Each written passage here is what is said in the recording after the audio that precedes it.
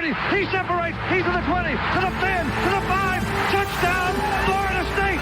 Warwick got up third down. Winky looking Winky. Wants to throw the knockout punch to Warwick. Warwick open. Touchdown. He does a touchdown. He did catch it. Touchdown, Florida State. Oh, Peter Warwick, how'd you do that? Kermit Whitfield to the left side. A hole to the 30. Kermit Whitfield to the 30, to the 20, 15, 10, 5. Touchdown up and zone. Kermit Whitfield, a 100-yard touchdown. Here's the snap. Winston rolling right. Most the pass on the other. It's caught. It's caught. It's caught. Oh, for the end zone battle. Coleman. Touchdown.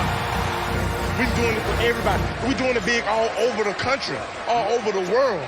And I'm proud. I'm proud to say I'm a Florida State Seminole.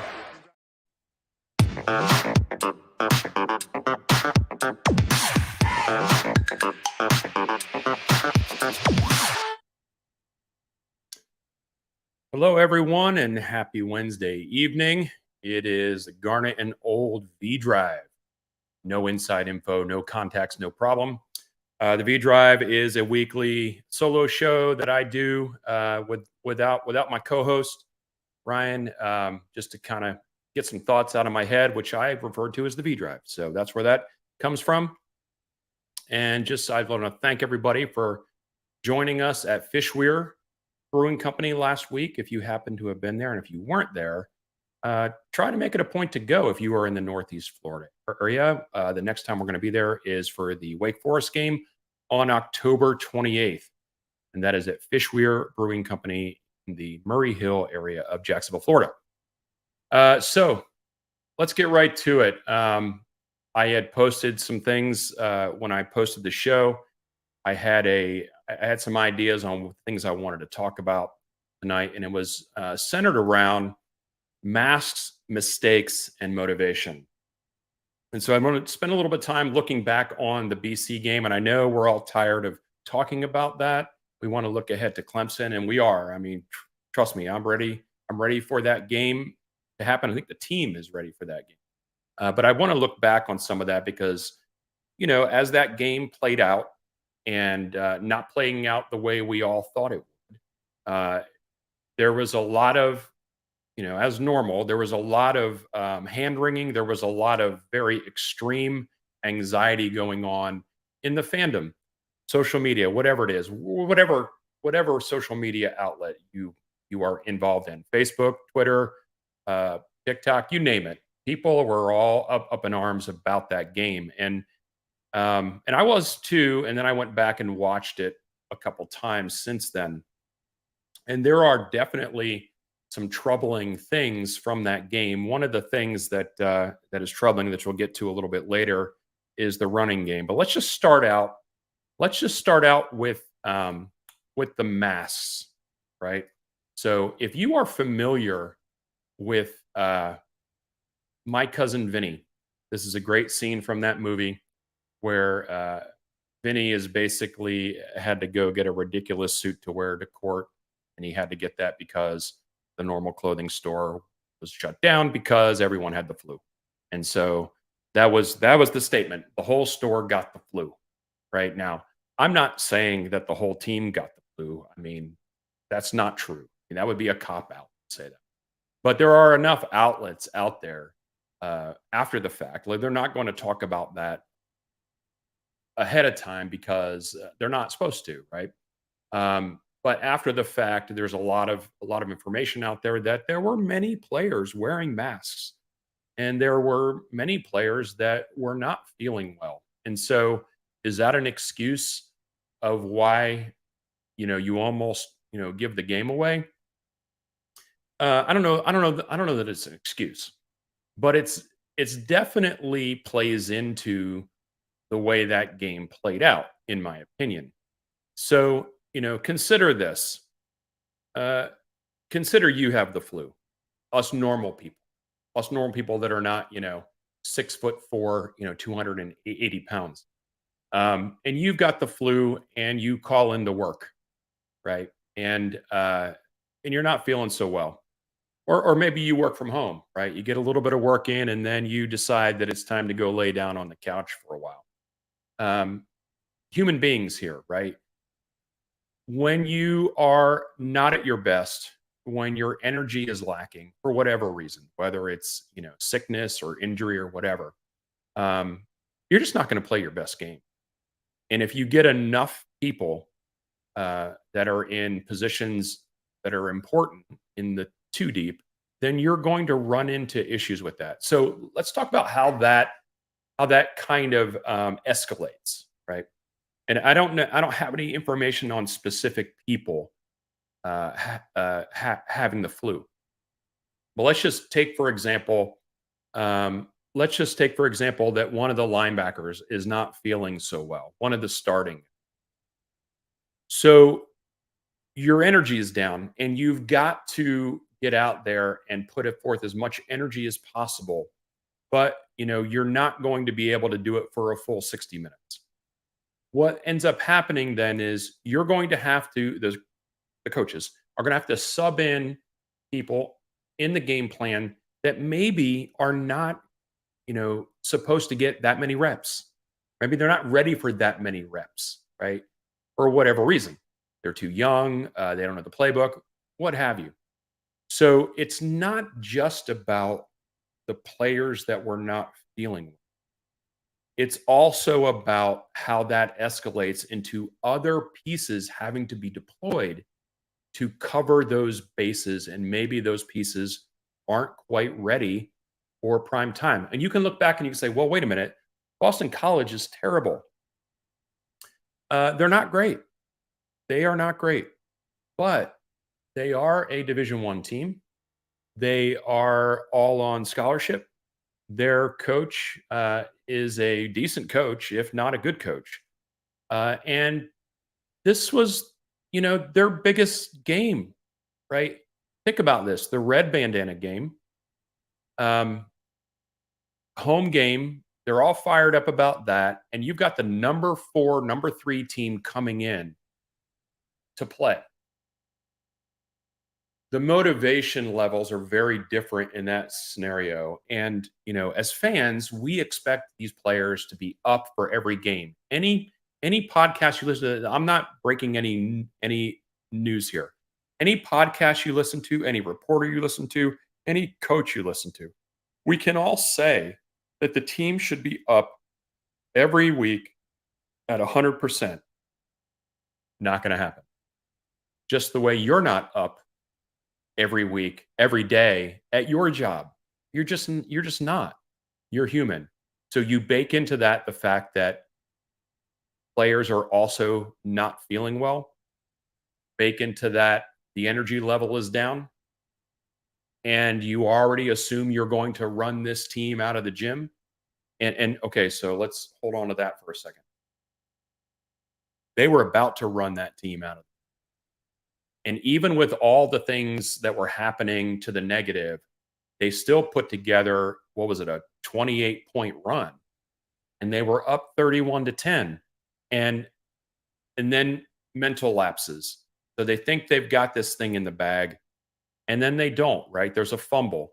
And there's a fumble that's a scoop and score due to, and if you go back and you watch the game, due to the fact that someone misses a block.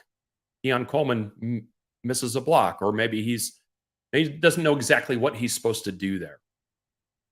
And so this is how these things start to spiral. And then here is the thing that's troubling to me. It's not that those things happen, because I think those things are going to happen in a normal, course of a season. You're going to have a game or two that just does not go according to plan. What is troublesome to me is that they looked a little shell-shocked there as things started to get away from them. And that's the piece that bothers me, and the piece that probably bothers the coaches, where some things don't go your way, and then all of a sudden you are going into a shell and you're not able to do anything.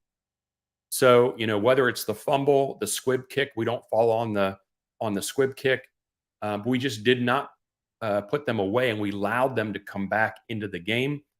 And then at that point, the team starts going, oh my gosh, we can almost lose this game. And then you could see them tighten up. If you watch that game again, you can see it. That's the part that troubles me. Not the fact that they were sick, not the fact that the energy was lacking, the fact that when things started to get a little close, that they kind of locked up. Um, that shouldn't happen, hopefully, going forward because they've been through this experience now. And so that's what I'm hoping.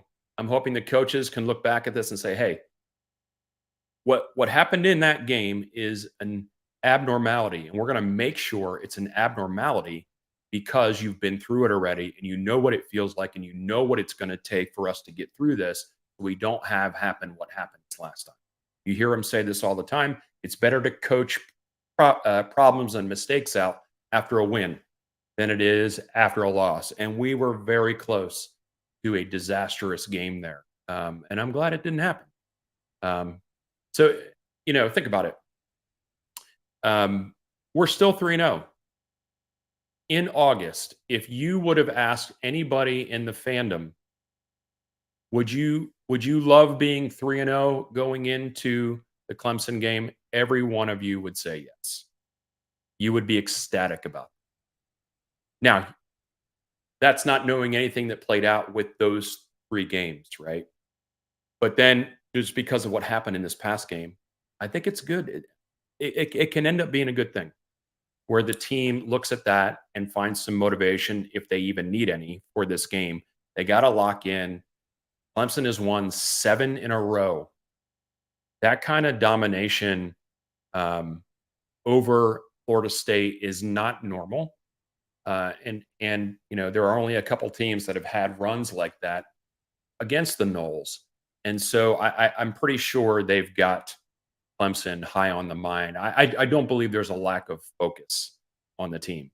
What I do wonder about is what are the remnants of any sickness, right? That we don't know, that we won't know. We do hear some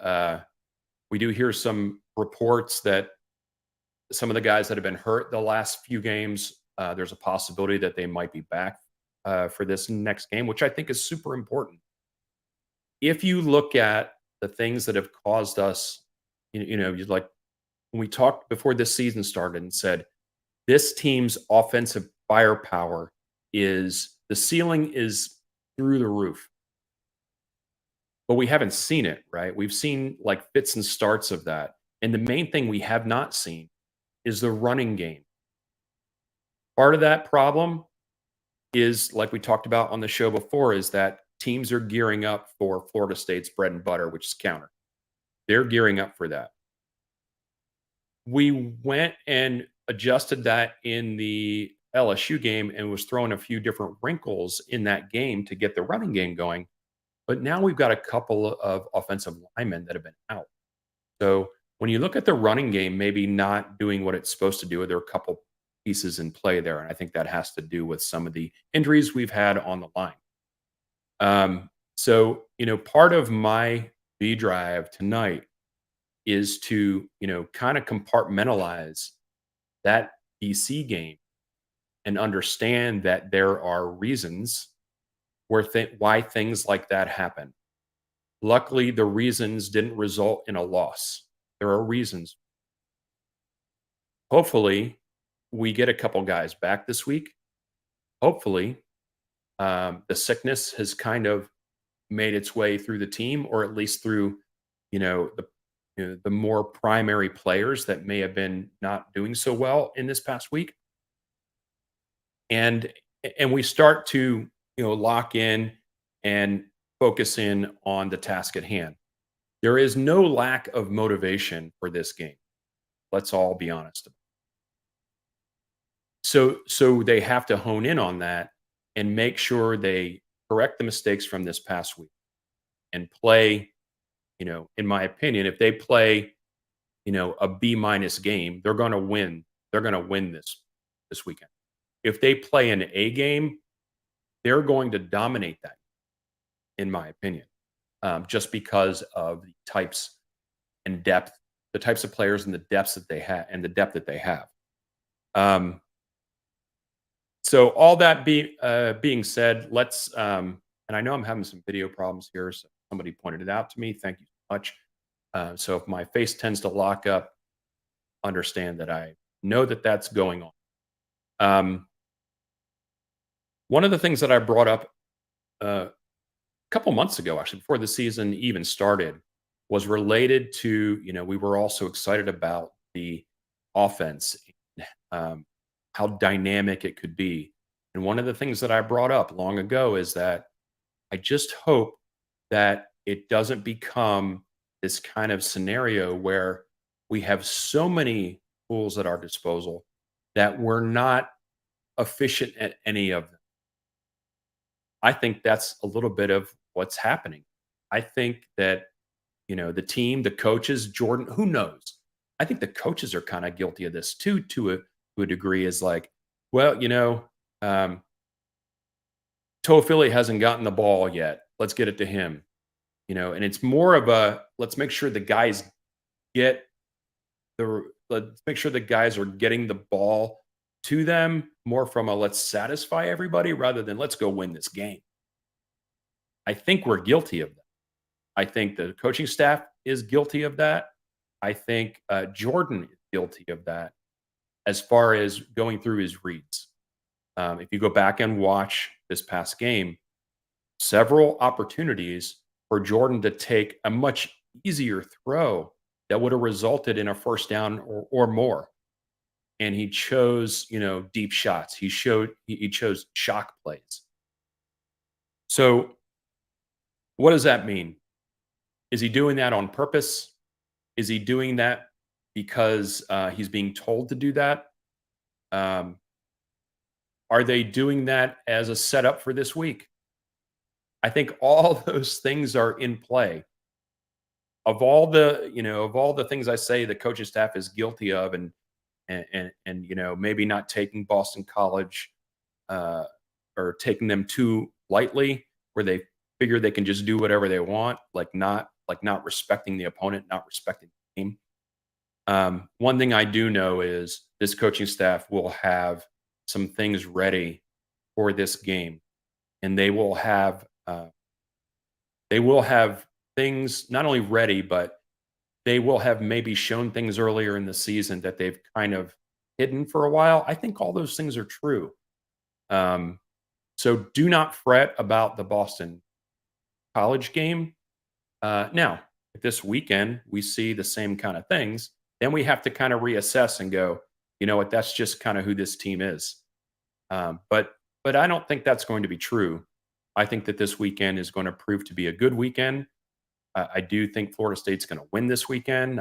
Not ready to give my prediction on score yet. We'll do that tomorrow on the Garnet and Old Show at 7 p.m. But all things being equal, the way practice is going this week, get some guys back from injury, and we have maybe some sickness going through. I think we have a good shot of breaking that streak this week. And again, we're 3-0. What is everybody fretting about? I've got Ryan, actually got my co-host here watching the show. He says Keon wants the ball. He does, but you also have to block when you're supposed to block. Right? So that's important too. And I do think Keon will get a lot of balls thrown his way this weekend. And again, there won't be any Chiefs at this game, which is unfortunate. I'll just say this as part of this show is that Florida State made the decision to not send the Chiefs. That's Florida State's decision to not send them. That's why they're not there. Okay, so do not think it's Clemson's fault. It's our fault. So Chiefs won't be there. Hopefully, the fans that are there will rally around the team and make sure they make it as loud as they possibly can. Tomorrow is the Garnet Old Show at 7 p.m. And then this weekend, of course, we will have a pregame and a postgame show for the Clemson game. As a reminder, Garnet and Old is trying our best to give away 2 tickets and a parking pass to the Miami game. You're looking. It's funny. I see it on Facebook all the time. Does anybody have any leads for Miami tickets or Clemson tickets, whatever? Like, yeah, go look on Ticketmaster, Soho. Funny, people are looking, search for obvious ticket sites. But anyway, Garnet and Old has 2 tickets and a parking pass to the Miami game. If you want to be part of that opportunity to win those, go over to YouTube, find Garnet and Old, and subscribe. We're trying to get those numbers up. We're trying to hit 2,000. Tell all your friends. You could be the big winner. Tickets to that game. So that's it for the V Drive tonight. Put the Boston College game away, but keep it also in the back of your brain in case any continuing trends happen. The team's going to play well this weekend. I'm full confidence in that. We will see everybody tomorrow night on Garnet and Old at 7 p.m. Garnet and Old, no inside info, no contacts, no problem. See everybody tomorrow. Go Noles.